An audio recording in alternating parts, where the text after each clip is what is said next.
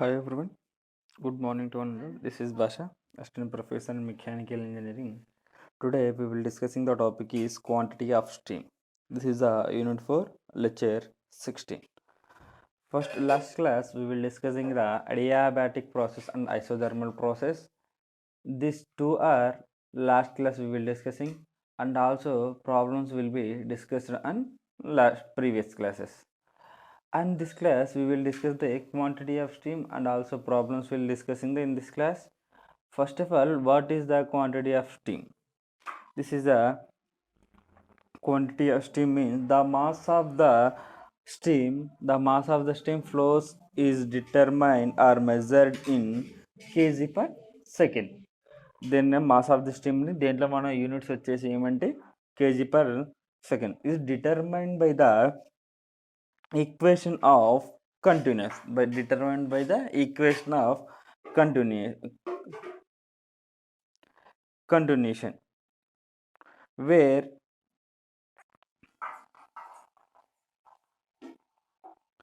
where capital V equals to where capital V equals to velocity of stream velocity of steam units వచ్చేసి metre per second. అయితే area equals to area of cross section.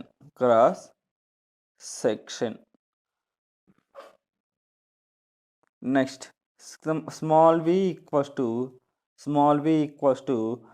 specific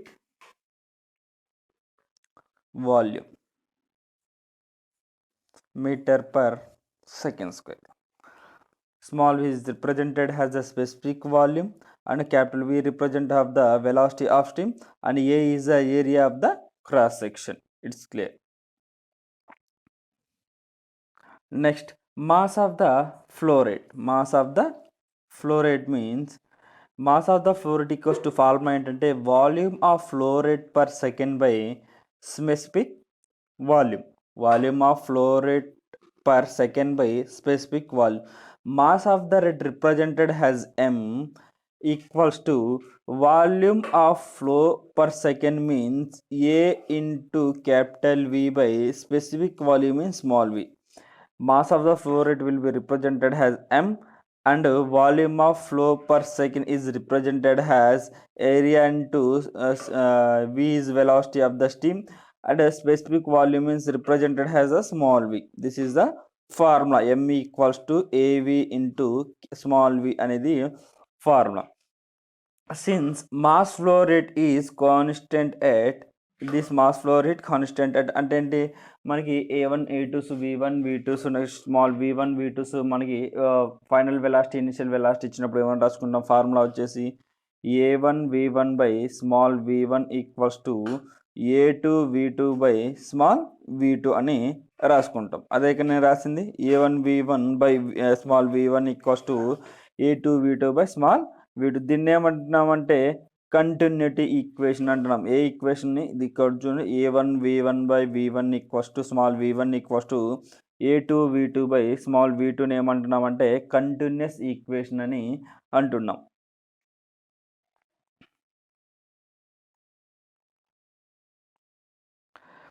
The gain is kinetic energy is equals to the enthalpy drop equals to work done during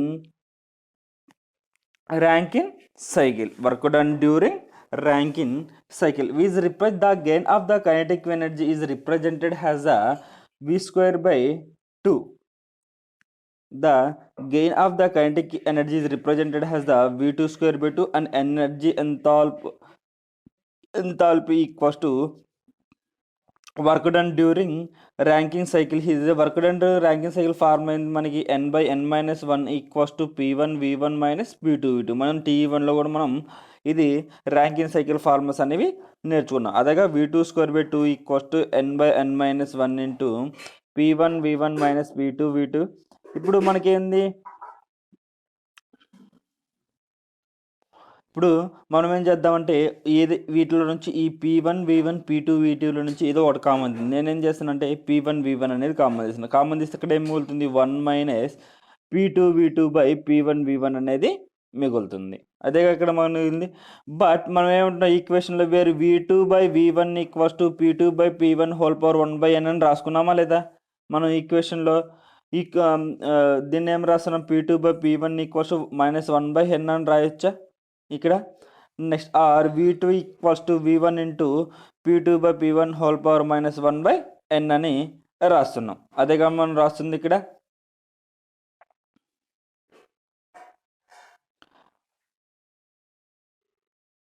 ఇక్కడ చూడండి, ఇప్పుడు ఇక్కడ చేద్దాం. మనం ఏం చేస్తున్నాం V2² /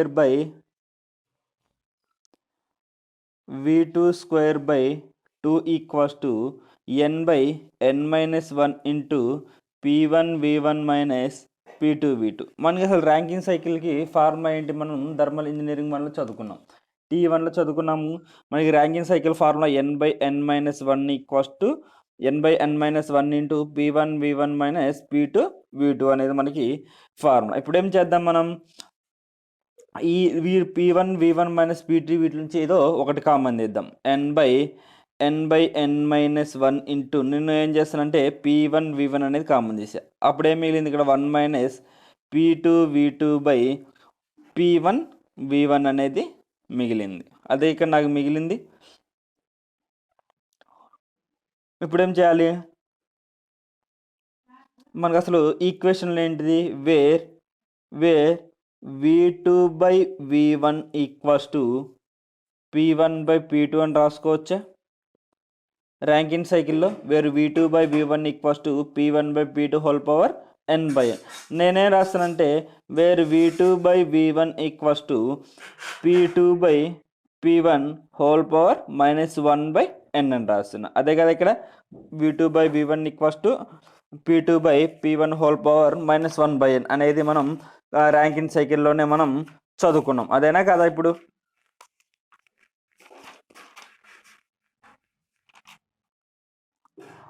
ఇప్పుడు వేర్ నేనేం చేస్తానంటే V2 అంతే ఉంచి V1 ఇటు తీసుకున్నాను.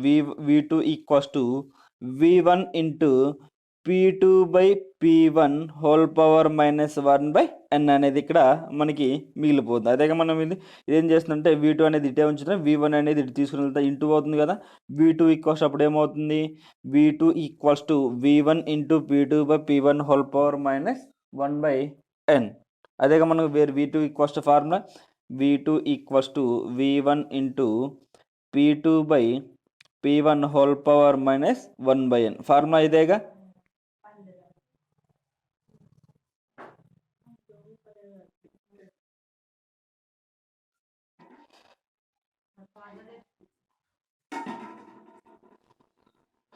V2 = V1 × P2/P1 whole power -1/n అనేది V2 వచ్చింది. వేర్ V2 ఇక్కడ మనం ఏం చేస్తానంటే V2 ప్లేస్లో ఈ ఈక్వేషన్ నేను సబ్స్టిట్యూట్ చేస్తున్నాను. V2 ప్లేస్లో ఈ ఈక్వేషన్ అనేది సబ్స్టిట్యూట్ చేస్తున్నాను. అసలు equation V2² = n/n-1 × P1 V1 1 - P2/P1 × P2/P1 whole power -1/n. అంటే ఈ V2 ప్లేస్లో ఏం చేస్తానంటే ఈ ఈక్వేషన్ మొత్తం V2 ప్లేస్లో సబ్స్టిట్యూట్ చేశాను. n/n-1 × P1 V1 × 1 - ఇక్కడ చూడండి, ఇక్కడ హోల్ పవర్ 1 ఉన్నట్టేనా? ఇక్కడ 1 - 1/n అంటే ఏంది?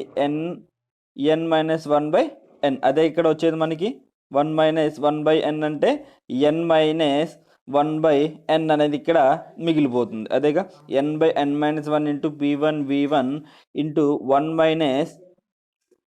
1 - ఇక్కడ P2/P1 హోల్ పవర్ 1 ఉన్నట్టు, ఇక్కడ next P2/P1 whole power -1/n ఉన్నట్టు కదా. ఇక్కడ ఏంది? కింద డినామినేటర్స్ 2 ఈక్వల్ ఉన్నాయి కదా, పైన దాన్ని నేను యాడ్ చేస్తున్నా. యాడ్ చేసినప్పుడు ఏమొస్తుంది చూడండి, 1 - P2/P1 హోల్ పవర్ ఇక్కడ 1 - 1/n. ఇప్పుడు ఏమొస్తుంది? n/n-1 P1 V1 × 1 - P2/P1 whole power n-1/n అనేది ఇక్కడ మనకు వస్తుందా రాదా?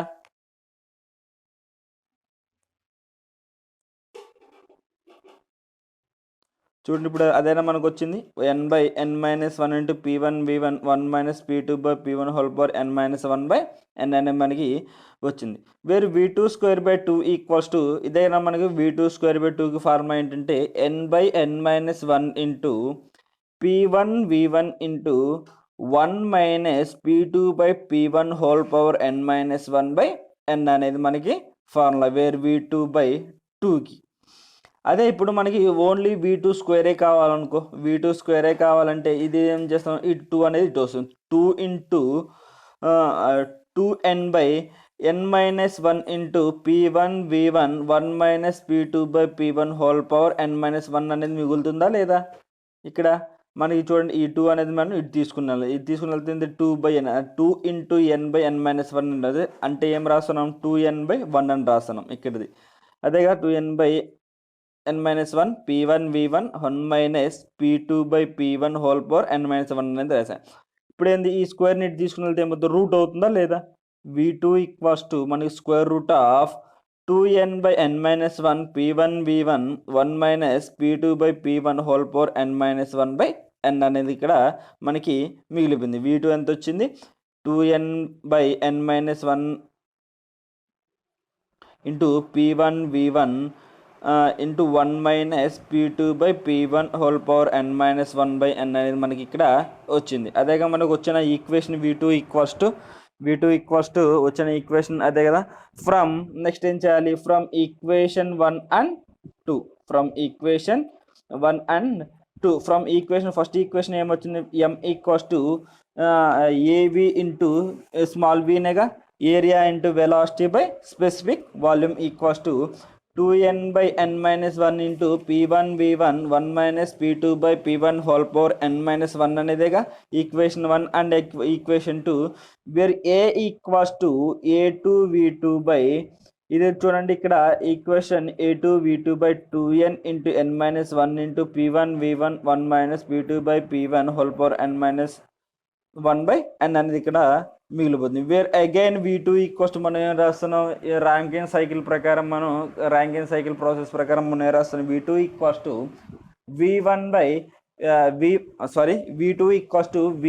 Into p2/p1 whole power -1/n అని రాస్తున్నాం. ఇదేగా ర్యాంకిన్ సైకిల్లో మనం నేర్చుకుంది. Where v2 equals to v1 into p2/p1 whole power -1/n అనేది మనం నేర్చుకున్నాం. ఇప్పుడు ఏమొస్తుంది, m equals to a2/v1 into p2/p1 a2/v1 into p2/p1 whole power -1/n into square root of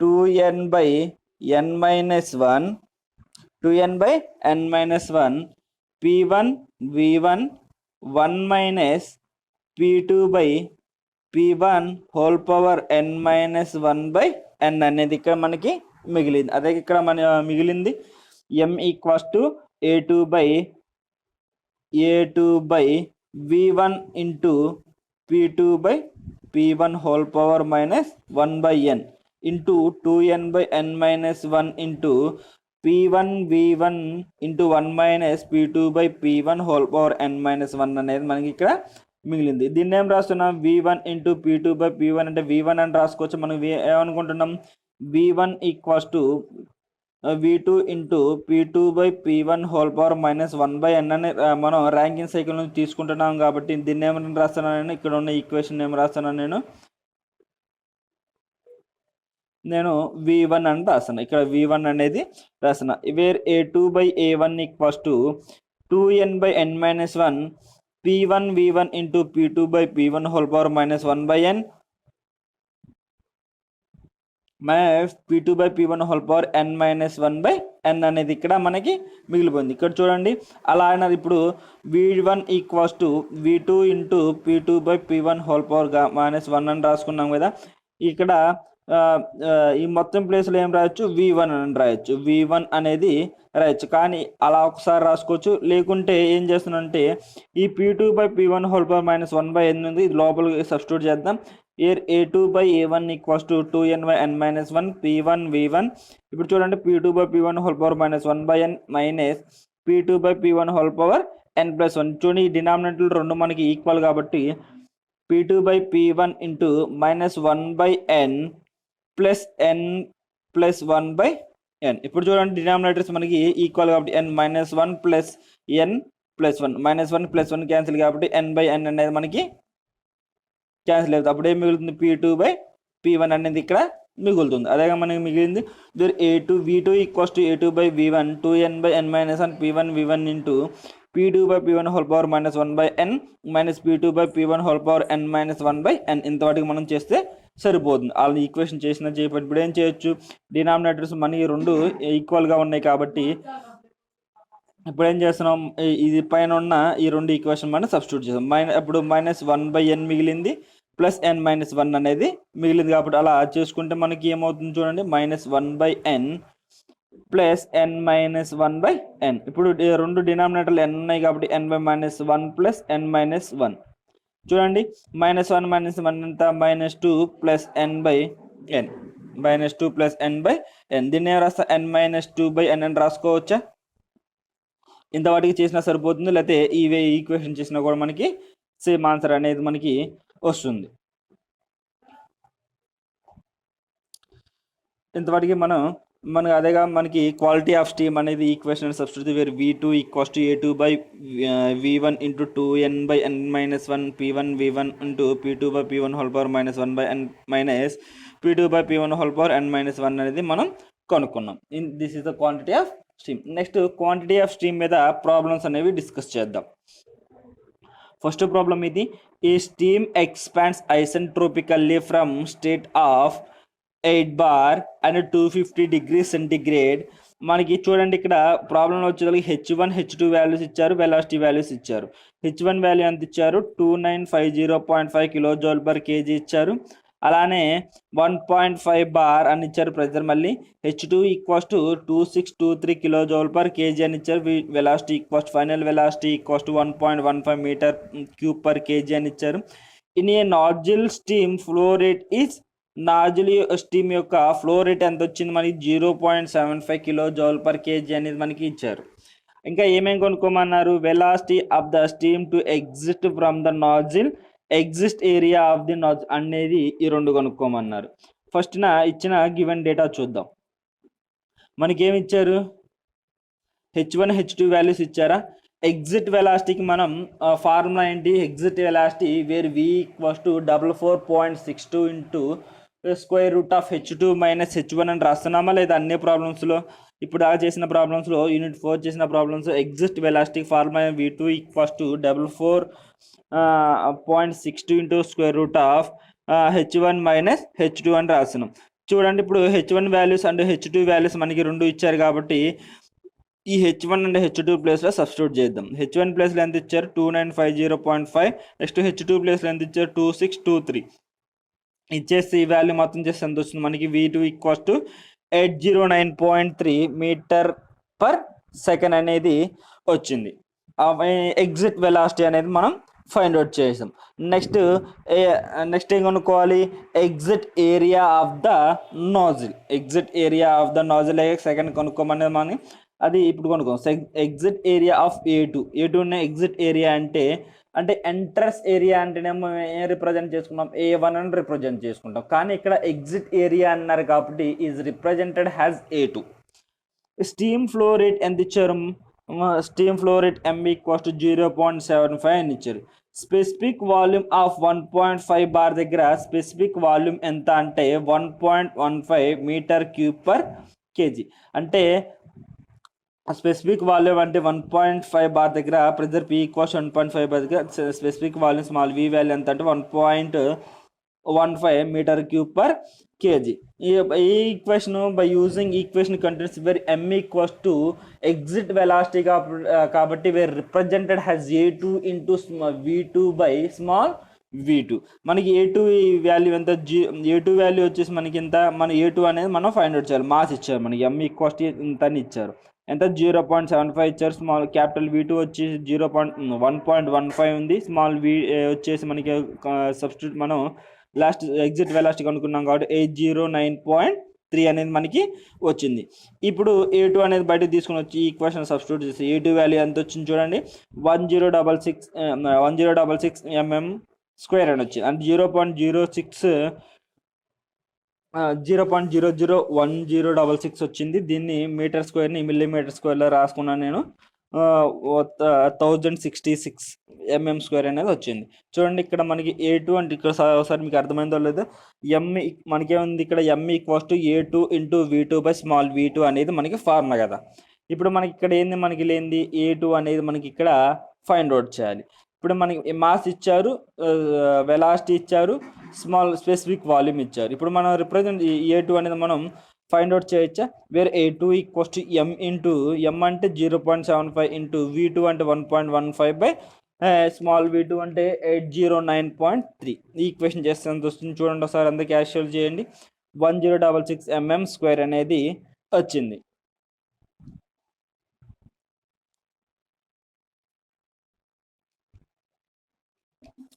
అదే మనకి area of the exit area A2 అనేది కనుక్కోమంది. అదే మనం స్పెసిఫిక్ వాల్యూమ్ అనేది కనుక్కున్నాం, వెలాసిటీ ఆఫ్ స్టీమ్ అనేది ఎగ్జిట్ వెలాసిటీ అనేది కనుక్కున్నాం. నెక్స్ట్ ఎగ్జిట్ ఏరియా అనేది కనుక్కున్నాం. అదేగా మనకి ఫార్ములా అడిగింది, ఫార్ములాస్లో అదేగా మనకి అడిగింది అక్కడ.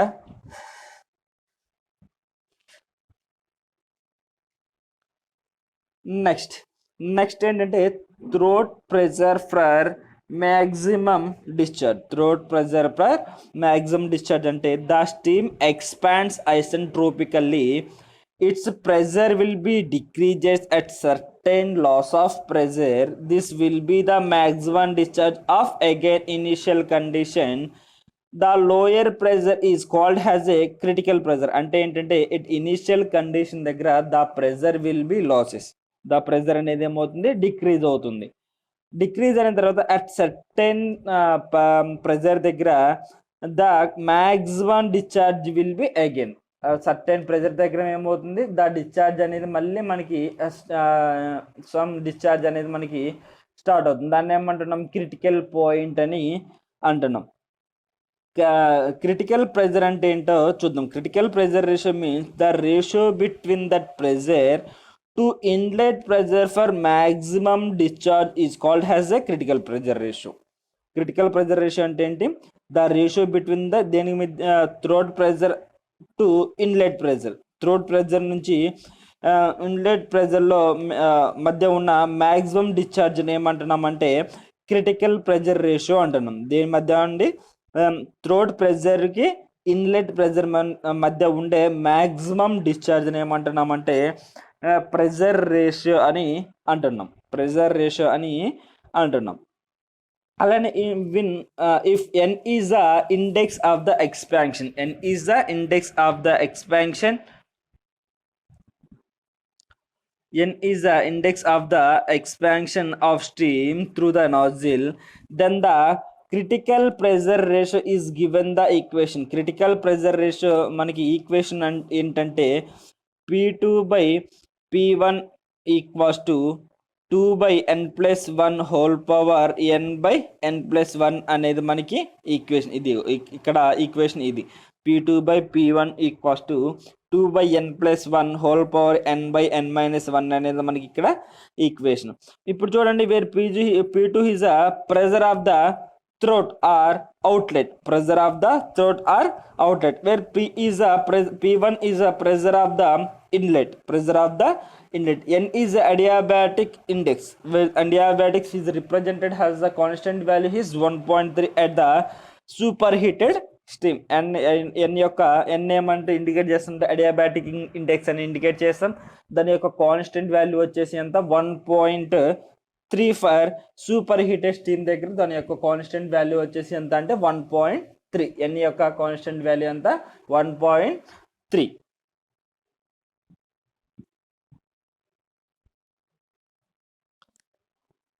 అదే సాచురేటెడ్ స్టీమ్ దగ్గర n వాల్యూ ఎంత అంటే 1.135. ఎక్కడ సాచురేటెడ్ స్టీమ్ దగ్గర ఎంత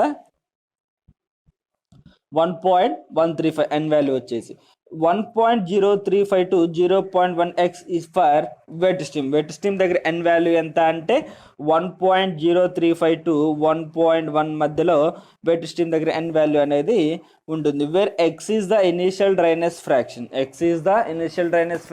this is the constant value of the initial dryness fraction is 1.113. Constant value వచ్చేసి ఎంత 1.113. Substituting the equation in above equation, A equation P2/P1 ఉంది కదా, ఆ ఈక్వేషన్లో మనం ఇంకోటి ఈ ఈక్వేషన్లో P2/P1 ఈక్వల్స్ టు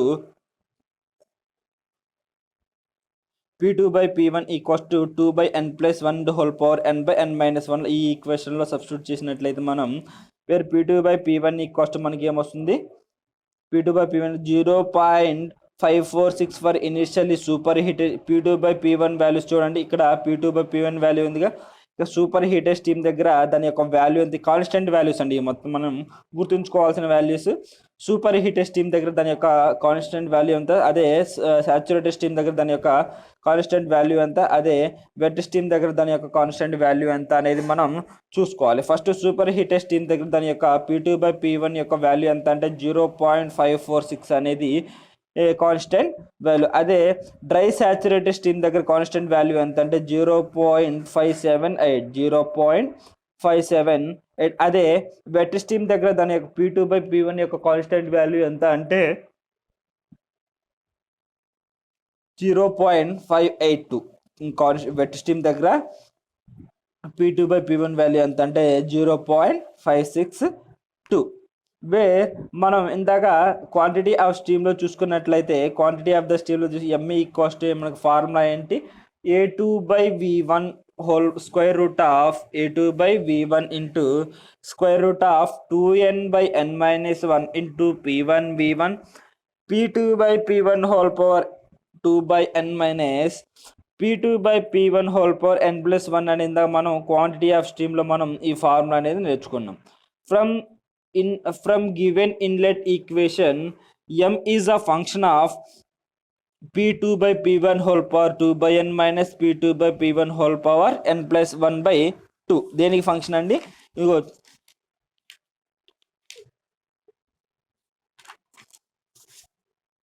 దీనికి ఫంక్షన్, దీనికి P2/P1 whole power 2/n minus P2/P1 whole power n+1కి ఫంక్షన్ ఏదండి ఎంగా రిప్రజెంట్ చేసుకున్నాం. దీన్ని బట్టికి మనం ఎంగా రిప్రజెంట్ చూడండి, ఇంత బట్టికి మనం దీన్ని ఏమంటున్నామంటే ఎం అని అంటున్నాం.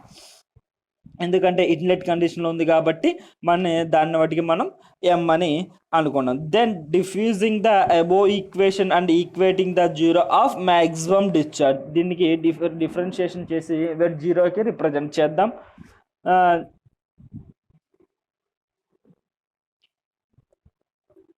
Wear d into P2/P1, d into P2/P1 has a, మనం m అనుకుంటుంది ఏది ఇదేగా, P2/P1 whole power 2/n minus P2/P1 whole power n+1/n మనం m ఇదేగా మనం డిఫరెన్షియేషన్ చేస్తుంది. ఇక్కడ చూడండి n ఇంటూ x⁻n-1గా రాయొచ్చా లేదా,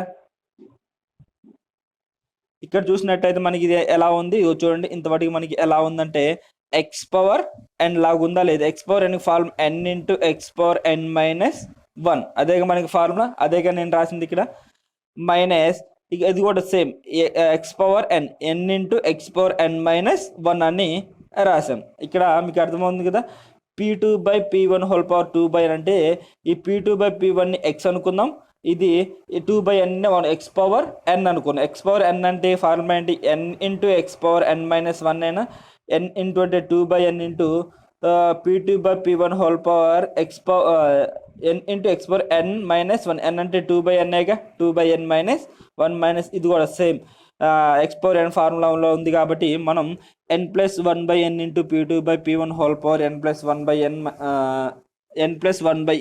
మైనస్ 1 ఈక్వల్స్ మనం ఏం చేసాం, జీరోకి ఈక్వల్ చేసాం. ఇప్పుడు చూడండి 2/n into P2/P1 whole power ఈ n ఇటు సబ్స్టిట్యూట్ చేద్దాం, 2 - n/n అదే ఇక్కడ మనకు వచ్చిన వాల్యూ 2 - n/n అనేది మనకి వచ్చింది, equals to n+1/n into P2/P1 whole power ఇక్కడ చూడండి n+1 ఇక్కడ ఎలా ఉంది n+1/n-1 = 0 ఇలా ఉంది. ఇప్పుడు ఈ n వాల్యూ ఇటు సబ్స్టిట్యూట్ చేద్దాం. n+1 -n